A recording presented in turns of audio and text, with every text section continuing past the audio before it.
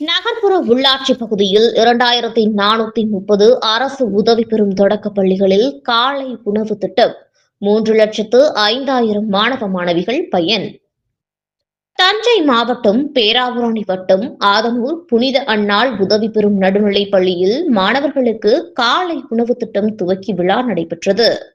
நிகழ்ச்சிக்கு பேராவூரணி சட்டமன்ற உறுப்பினர் என் அசோக்குமார் தலைமை வகித்து காலை உணவு திட்டத்தை தொடங்கி வைத்து மாணவர்களுடன் காலை உணவு அருந்தினார்.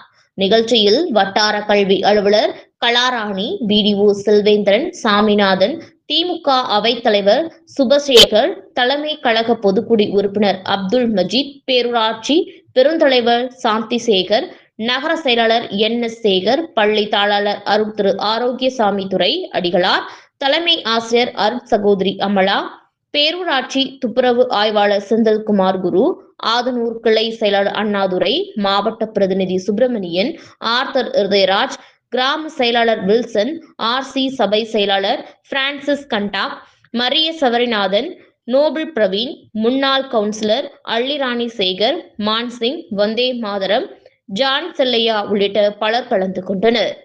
செய்தி தொகுப்பு பேராவூரணி நிருபர் வேதகுஞ்சருளன்.